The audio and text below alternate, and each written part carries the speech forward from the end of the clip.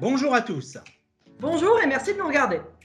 Alors pour ce dernier épisode, nous avons invité l'un des intervenants qui a contribué à la réalisation de ce projet. Eh oui, Francis Cohen est avec nous aujourd'hui. Bonjour. Francis, peux-tu nous rappeler ton rôle dans le projet?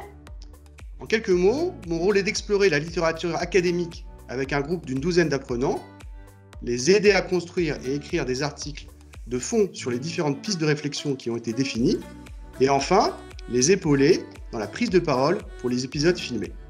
Et vous retrouverez en bonus de ce dernier épisode les articles rédigés par la promotion ainsi que le résultat détaillé de l'enquête. Et cette semaine, nous abordons donc la dernière étape de notre voyage au pays des soft skills en terminant par le sujet de leur impact dans la gestion des carrières. Sujet qui commence nécessairement, vous allez le voir, par les méthodes pour les évaluer. Et les alternants ont une approche très originale et plutôt atypique de cette question. Extrait. Un collaborateur en or, c'est le nouveau format d'entretien individuel, standard, vu et revu. Fini les one-to-one stressants. Un collaborateur en or est un échange authentique avec la participation de vos collègues. Quels sont les points forts de Madame Stéphanie de Paris en termes de compétences transverses? Dynamique, moi je m'ennuie jamais avec elle. Pour moi, c'est sa curiosité. Enfin non, proactivité.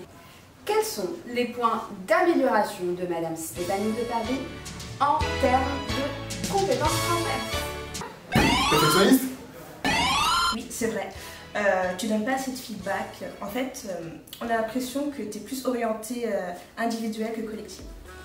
On le voit bien ici, évaluer les comportements n'est pas si simple si l'on veut faire preuve d'objectivité. Les ressentis et les affects sont en effet difficiles à ignorer dans ce type d'exercice. Et s'agissant de compétences qui ont un caractère très personnel, elles peuvent constituer un sujet sensible. Oui, il faut absolument éviter ça.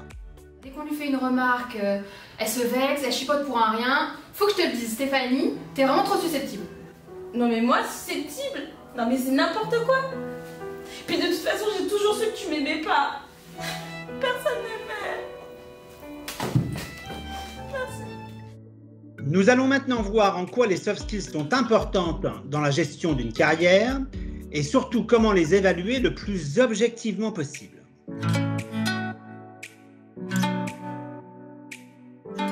Il est important que le collaborateur puisse se projeter dans un environnement stimulant, dans lequel ces soft skills pourront être utilisés et s'exprimer pleinement.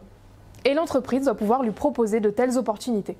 Quand on interroge un peu les jeunes aujourd'hui sur finalement pourquoi vous viendriez une entreprise, on s'aperçoit qu'ils n'ont rien à faire quand on leur raconte qu'on fait tant de chiffre d'affaires, qu'on est super champion du monde, etc. Alors je dis c'est vrai et faux, hein, mais c'est plus ce qui les fait décider. Aujourd'hui, c'est assez nouveau, ils vont s'attacher à des valeurs sociétales. Si moi je reçois un jeune et puis voilà, mais nous on va te former sur comment programmer ça, etc. Alors ça va peut-être lui plaire, mais si je lui dis chez nous tu vas pouvoir t'exprimer, on va t'accompagner pour développer tes soft skills sur comment par exemple, je sais pas moi, fédérer, ça donne des perspectives complètement différentes et transposables dans différents métiers, quoi. Mais en quoi c'est important les soft skills? Comme je vous l'ai expliqué, c'est pour pouvoir permettre ces parcours transverses. On est sans doute moins aujourd'hui comme ont pu le connaître nos parents, nos grands-parents. Il est de plus en plus compliqué de faire des carrières dans la même entreprise. On le voit avec nos jeunes aujourd'hui, et même nos moins jeunes. De plus en plus, il y a une volonté d'être très mobile sur le marché de l'emploi, et pas seulement géographiquement. Vous avez également travaillé sur le poids des soft skills dans la gestion des carrières. S'agit-il d'un réel levier d'évolution ? Eh bien, pour nos répondants, oui. En particulier lorsqu'il s'agit de parler d'évolution de carrière. Pour 75% de nos répondants, les soft skills sont plus importantes que les hard skills, probablement pour leur côté transposable à tous les métiers. Et dans les faits, si les soft skills n'ont, semble-t-il, pas tellement d'impact sur l'attribution de primes ou d'augmentation, pour plus de 70% de nos répondants, elles sont bien prises en compte dans l'évolution de carrière et de mobilité. L'évolution, elle peut être dans des changements de métier. Et parfois, on peut changer de métier, pas forcément avoir une prime ou de la promotion financière. La valorisation des soft skills, pour moi, elle se fait plutôt au travers de de missions complémentaires, par exemple, qui peuvent être données.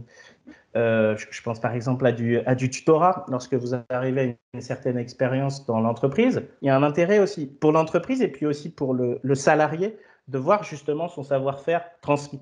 Après, les soft skills, pour moi, effectivement, sont utiles dès le début, mais pourraient être beaucoup plus utiles, en tout cas, sur des fonctions. Plus on monte dans l'organisation, plus les soft skills vont être demandés. Rappel, c'est quoi? C'est une association en fait qui travaille au niveau national, qui travaille pour l'insertion des jeunes dans les quartiers dits comment dire, défavorisés. Et en fait, ils ont pris comme credo que, et ça nous a convaincus, qu'en fait, ils cherchent des jeunes qui ont des parcours sportifs intéressants. Ils ont réussi des choses dans le sport, qui leur ont développé des soft skills.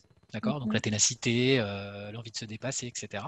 Et on pense que ce serait intéressant que vous fassiez le pari d'insérer ces jeunes pour leur donner leur chance, parce que malheureusement en France, on est quand même assez enfermé sur le diplôme. On entame la 3e session, donc on prend 15 jeunes issus de cette association, et c'est une vraie réussite. Je trouve que les soft skills ont cette chance-là, c'est qu'elles ne dépendent pas que de votre capacité à aller dans telle école, telle école, telle école, telle école.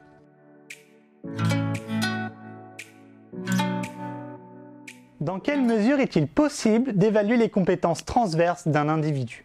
Il apparaît que les soft skills sont difficilement mesurables car étant différentes d'une personne à l'autre, elles sont à la fois tangibles, variables et peu objectivables. On peut alors se demander si l'évaluation des soft skills est réalisable. Autant il est facile d'évaluer, parce qu'avant de valoriser, il faut évaluer. Parce qu'on se rend compte, c'est facile d'évaluer des objectifs quantifiés.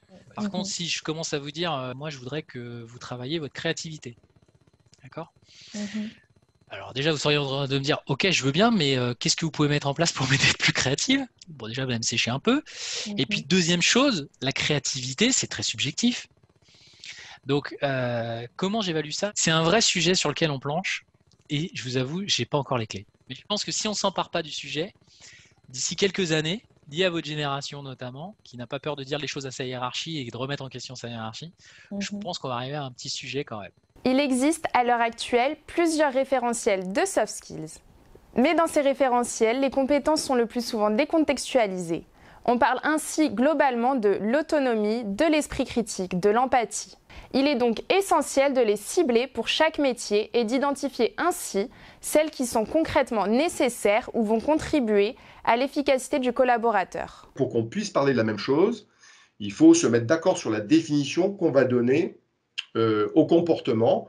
Pour une fonction, on va dénombrer une petite dizaine de comportements qui effectivement servent dans des situations critiques ou délicates et qui font la différence en fait en termes de résultats, qui apportent des résultats positifs. Donc c'est ça qui est intéressant pour l'entreprise. Je trouve qu'évaluer les soft skills, c'est parfois un peu complexe, d'accord ? Donc déjà, il y a un premier travail, c'est d'identifier, comme on l'a un peu fait nous, quels sont les soft skills incontournables pour le métier concerné. D'accord ? Ensuite, c'est une fois que j'ai établi ces soft skills-là, je regarde comment je peux les mesurer et comment je peux voir les progrès. Les soft skills apparaissent souvent comme difficilement quantifiables. Donc j'imagine difficilement évaluables. Qu'en est-il ? Eh bien, c'est vrai. Et nos répondants considèrent qu'elles s'évaluent avant tout en observant les comportements professionnels. Ensuite, elles sont, semble-t-il, plutôt abordées lors des entretiens annuels.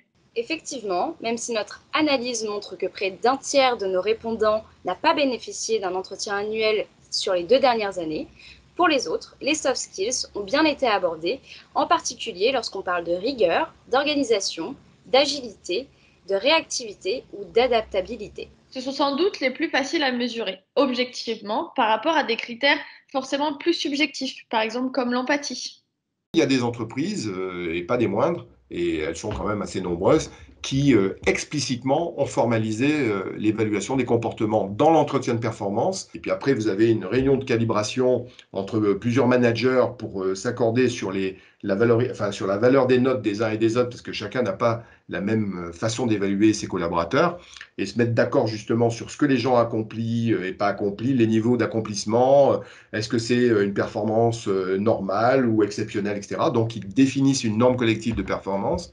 Et là, quand les entreprises font ça, oui, elles valorisent en fait à la fois la dimension d'expertise et la dimension comportementale de leurs collaborateurs. On voulait distinguer deux choses. On voulait faire une évaluation en continu, c'est-à-dire ce qu'on s'est rendu compte aussi, c'est cette notion de annuel là, c'est que souvent on met des objectifs aux collaborateurs, d'accord ?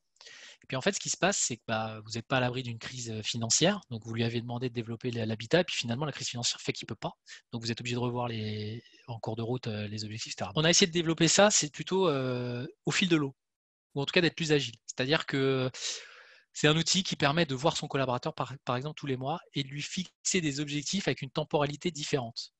Et ces objectifs sont plutôt des objectifs quantitatifs. Et parallèlement à ça, on voudrait dédier un entretien annuel qui serait beaucoup plus orienté sur les soft skills et le développement personnel. D'accord ? Pour permettre au manager ensuite de faire une synthèse de tout ça, c'est-à-dire à la fois je prends mes résultats quantitatifs, je prends mes soft skills, je fais une évaluation globale de mon collaborateur. C'est en train de se construire. Et je pense qu'on va passer des petits escaliers, mais je ne crois pas à une révolution totale où on arrête tout d'un coup et on évalue les soft skills. Ces compétences distinctives ne sont existantes et réellement évaluables qu'à condition de leur conférer vraiment leurs caractéristiques, ce qui implique de pouvoir les situer dans un rapport à l'action, ce que l'individu fait dans une situation donnée. Quels sont les meilleurs moyens d'évaluation des soft skills des collaborateurs? C'est on va dire le Development Center qui pour moi est le meilleur outil pour évaluer en tout cas les soft skills. La méthodologie est très simple, il y a donc des questionnaires, questionnaire de personnalité, de motivation, il y a des tests psychométriques, il y a des mises en situation et ensuite il y a un entretien. Tout ça c'est réalisé par notre cabinet qui s'appelle HRCP, qui fait partie du groupe, et les personnes vont passer une journée dans chez HRCP pour passer l'ensemble le questionnaire, le test, etc. À l'issue de ça, le consultant d'HRCP va rédiger un rapport à l'intérieur duquel il va y avoir donc ses points forts, ses axes de développement, ses motivations, son style d'apprentissage. Et ensuite, le collaborateur va avoir, donc c'est le premier qui va recevoir le rapport. Dès qu'il le reçoit, il aura un entretien avec le consultant d'HRCP qui va lui qui va lui présenter en tout cas le rapport, qui va répondre à ses questions. Et l'objectif, c'est que le collaborateur commence à prendre conscience finalement à la fois de ses points forts, mais aussi de ses axes de développement. On travaille avec InValue, je crois que ça s'appelle, où en fait, vous êtes filmé par plein de caméras, d'accord ? Et on vous met en situation, alors diverses situations, et on vous filme, etc. Et ensuite, il y a un ordinateur qui analyse toutes vos expressions de visage, ce qu'on appelle la PNL, programmation neurolinguistique. Et ensuite, vous avez un coach certifié qui vous fait un débrief. Et ce qu'on s'est rendu compte, c'est que c'est très, très efficace pour prendre conscience des choses. On a l'image qu'on pense donner, d'accord ? L'image qu'on donne, et puis surtout l'image que perçoivent les gens. Et si vous voulez, si vous avez une forme de cohérence dans tout ça, on se dit « Ah, ce type-là, il est honnête. Ah, ouais, c'est quelqu'un de bien, etc. » Et parfois, il y a une distorsion. C'est-à-dire que vous pensez donner une image, puis en fait, ce n'est pas du tout celle que reçoivent les gens. Et la vidéo permet de voir ça.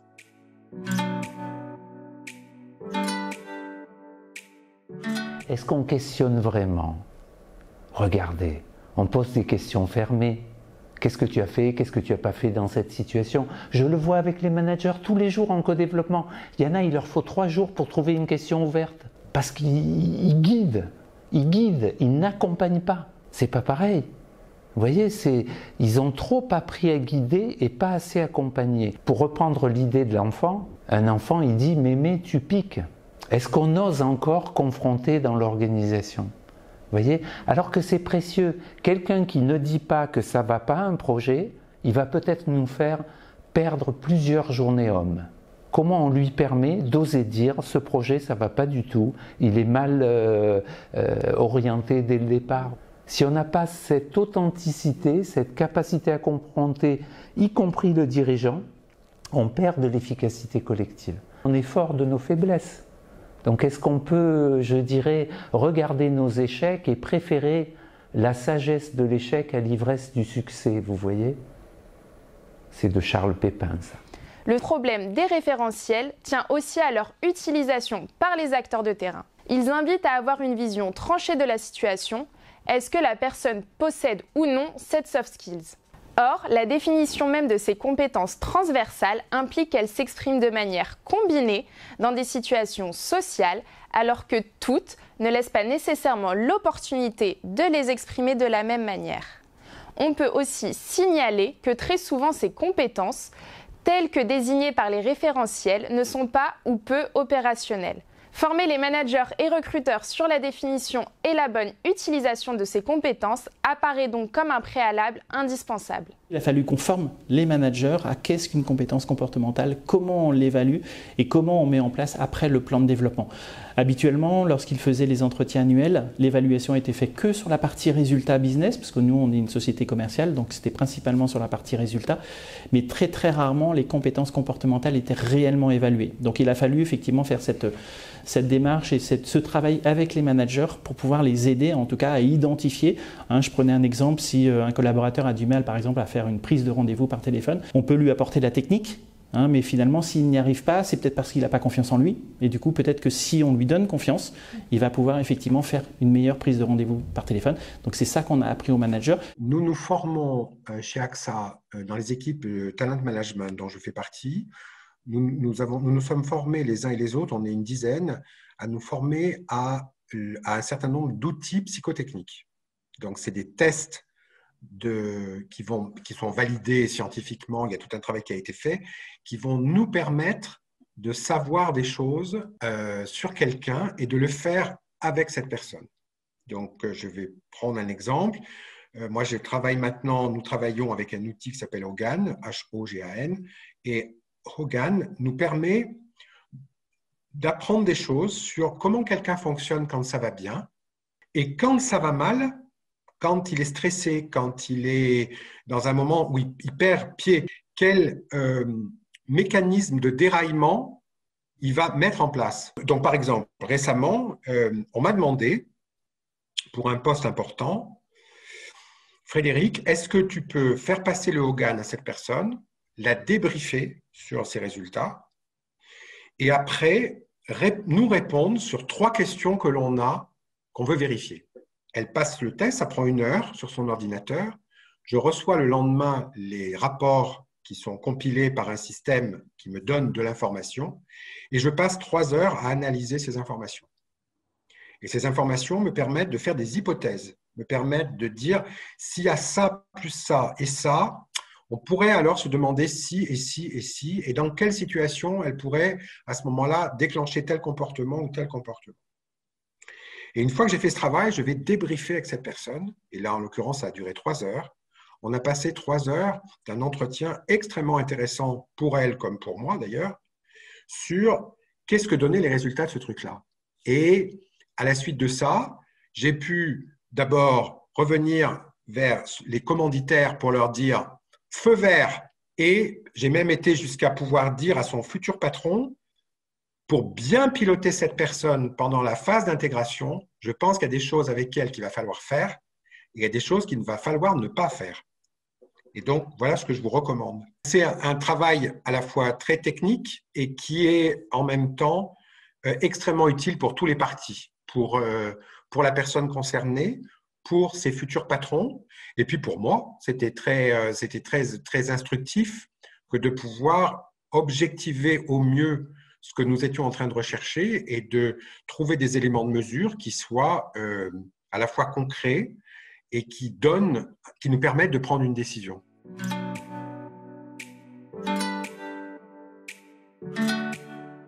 En fait, si vous voulez, un comportement, c'est un peu, comme je vous l'ai dit, c'est un cheminement, c'est une manière d'opérer. Et l'entreprise peut très bien vouloir opérer d'une certaine manière au regard de son histoire, de ses valeurs, de ce qu'elle a envie de faire, de son modèle de leadership, etc. etc. Et donc, elle peut, dans l'entretien de performance, fixer des objectifs qui sont des objectifs, j'allais dire, de performance individuelle, de performance collective, de performance financière, etc., de performance de qualité, bon, etc. Et en même temps, de pouvoir évaluer les manières que les individus ont eu d'aller atteindre l'objectif. Et donc, ça, c'est la partie comportementale. Et si, effectivement, la personne atteint son objectif par des comportements qui sont prohibés par l'entreprise, je pense notamment à un comportement éthique, par exemple, qui est le plus évident, ou, j'allais dire, d'entorse à la règle interne, quelqu'un qui ferait ça deviendrait un modèle pour d'autres. Et donc, une entreprise qui est sérieuse sur la manière qu'on a d'atteindre les résultats ne peut pas se permettre d'avoir un contre-modèle. Donc en fait, si vous voulez, tout dépend du modèle de leadership. La gestion de la performance suppose de regarder comment quelqu'un a atteint ses objectifs. Hein. Comment a-t-il réussi à atteindre ce qu'on lui avait demandé d'atteindre? Et il y a toujours un débat, et je pense que c'est un débat sans fin, sur est-ce qu'on récompense les gens pour les résultats qu'ils obtiennent ou est-ce qu'on les récompense aussi pour la manière dont ils les ont obtenus? Alors moi, je suis tenté toujours de dire, bien sûr qu'il faut récompenser la manière. Parfois, il arrive qu'on est toujours, et que ça soit très difficile de contrôler, qu'il y ait toujours des gens qui finalement ne sont pas exemplaires ou font des choses, on pense que c'est pas bien de faire comme ça, mais ils le font quand même, et finalement, le crime profite quand même à quelques-uns. C'est un débat toujours permanent de dire est-ce que on regarde en anglais on dit le what, ou est-ce qu'on regarde le how, et est-ce qu'on regarde les deux? Donc nous, on est dans les équipes RH, inutile de vous dire qu'on est partisans de dire, puisqu'il y a des valeurs et que les valeurs s'usent si l'on ne s'en sert pas, c'est quand même le moment, quand on gère la performance, que de regarder aussi comment les gens font, parce que c'est là qu'on va voir comment les gens incarnent ce que l'on veut qu'ils incarnent. Nous espérons que vous aurez aimé ce 4e et dernier épisode, et si c'est le cas, n'hésitez pas à partager. Merci aux intervenants, Francis Cohen, Claire Perrochot, Chloé Niel, Maud Semelin, Florence Mal, Stéphane Bonneville et son équipe, en particulier Célia pour son accompagnement sur le montage des épisodes. Et surtout, un grand merci à toute la promotion RMDRH qui a su s'adapter tout au long de cette année pour travailler sur cet ambitieux projet. Nous, on vous donne rendez-vous l'année prochaine pour de nouvelles aventures.